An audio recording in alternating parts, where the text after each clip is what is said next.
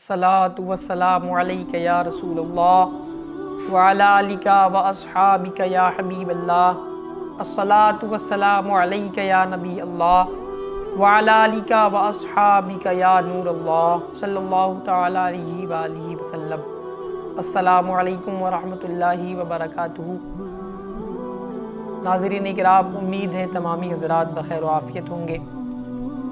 आज हम इंशाअल्लाह बात करेंगे नमाज के शराइत कि नमाज के शराइत कितने हैं और ये शराइत क्या होते हैं,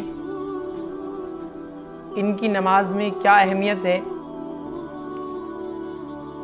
इंशाअल्लाह आज हम नमाज के शराइत के बारे में जानेंगे, तो आप हमारे साथ आखिर तक बने रहें। और अगर आप हमारे चैनल पर नए हैं तो हमारे चैनल को सब्सक्राइब करें और बेल आइकन को प्रेस कर लें। तो चलिए शुरू करते हैं। नमाज के 6 शराइत हैं: तहारत, सित्र औरत, इस्तक़बाल क़िबला, वक्त, नियत और तकबीर तहरीमा। नंबर 1, तहारत। तहारत मतलब कि पाकी। नमाजी का जो शख्स नमाज पढ़ रहा हो उसका जिस्म पाक होना, उसने जो कपड़े पहने हुए हों उन कपड़ों का पाक होना, और वो जिस जगह पर नमाज पढ़ रहा हो उस जगह का पाक होना, ये क्या है? शर्त है। अगर तहारत में ज़रा भी कोई कमी है, इंसान पाक नहीं है, या उसने पाक कपड़े नहीं पहन रखे हैं, या वो जगह पाक नहीं है जहाँ वो नमाज पढ़ रहा है, तो ये शर्त नहीं पाई जाएगी। और अगर शर्त नहीं पाई जाएगी तो नमाज नहीं होगी। इसी तरह दूसरी शर्त है सित्र औरत, यानी जिस्म का छुपाना। मर्द के लिए नाफ से लेकर घुटनों से नीचे तक का हिस्सा छुपाना ज़रूरी है, बल्कि फ़र्ज़ है। अगर कोई शख्स नमाज के अलावा भी किसी मर्द का इतना हिस्सा कि नाफ से लेकर घुटने तक कोई जगह किसी गैर इंसान को दिख रही है, तो ये उसके लिए हराम है और वो गुनाहगार होगा। बहरहाल, तो नमाज में नाफ से लेकर घुटने से नीचे तक का हिस्सा मर्द के लिए छुपाना ज़रूरी है, वरना नमाज नहीं होगी। इसी तरह औरत के लिए ये हुक्म है कि 5 जगहें, हाथों की हथेलियाँ, उसके अलावा चेहरे की ये पूरी टिकली और तलवे दोनों, इसके अलावा औरत अपना पूरा जिस्म जो है छुपा के रखेगी, तब नमाज पढ़ेगी। ये है सित्र औरत।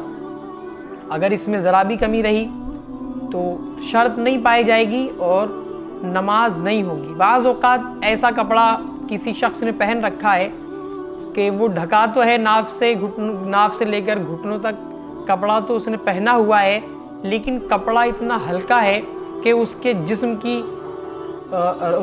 की रंगत उससे ज़ाहिर हो रही है, तो भी नमाज नहीं होगी। इसी तरह औरतें बाज़ औक़ात आजकल ऐसे दुपट्टे चल रहे हैं स्टॉल के, उनको ओढ़ कर के नमाज पढ़ती हैं, और उससे बालों की स्याही अगर दिख रही है तो उससे नमाज नहीं होगी।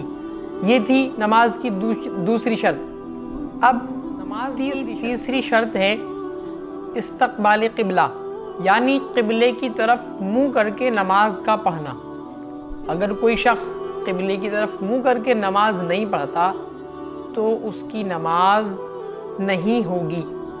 अब ज़्यादातर लोगों को मालूम होता है कि वो जहाँ रह रहे होते हैं कि वहाँ से क़िबला किस साइड है, लेकिन अगर कोई शख्स किसी ऐसी जगह पर जो है पहुँचा कि जहाँ उसे मालूम नहीं कि यहाँ क़िबला किधर है, किसी जंगल में या किसी दूसरी नई जगह कि नमाज का वक्त हो गया, उसे कोई मस्जिद भी नहीं दिख रही है आसपास, ना कोई उसको बताने वाला है कि वो उसको बता सके कि यहाँ से काबा यानी क़िबला किस तरफ है, تو اب یہ کیسے نماز پڑھے گا؟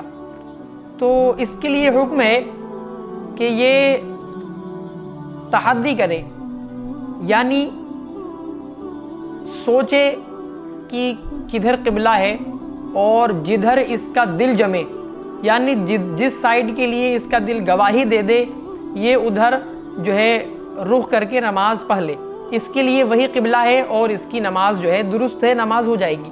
اب اس نے پوری نماز پڑھ لی تھی، پوری نماز پڑھنے کے بعد اسے معلوم ہوا کہ میں نے غلط سائیڈ منہ کر کے نماز پڑھ لی، تو اس کی نماز ہو جائے گی، اسے نماز دوبارہ دہرانے کی حاجت نہیں ہوگی۔ اب اگر دو لوگ تھے، دونوں کو معلوم نہیں تھا کہ کدھر منہ کر کے نماز پڑھنا ہے، تو ایسا نہیں ہے کہ جدھر ایک کا دل جم رہا ہے ادھر ہی دوسرا بھی جو ہے منہ کر کے نماز پڑھے، بلکہ دوسرا شخص بھی جو ہے تحری کرے گا اور ادھر اس کا دل جس سائیڈ گواہی دے گا وہ ادھر منہ کر کے نماز پڑھے گا، اس کا قبلہ جو ہے ادھر ہوگا۔ چوتھی شرط نماز کی ہے وقت۔ وقت سے مراد کہ جس نماز کا وقت ہو رہا ہوگا وہ نماز اس کے وقت ہی میں پڑھی جائے گی۔ مثلا اگر ظہر کا وقت ہے، ظہر کی نماز کسی کو پڑھنا ہے تو ظہر کی نماز ظہر کے وقت میں ہی پڑھی جائے گی، جب کہ ظہر کا وقت ہو، ظہر کا وقت اسٹارٹ ہو گیا ہو۔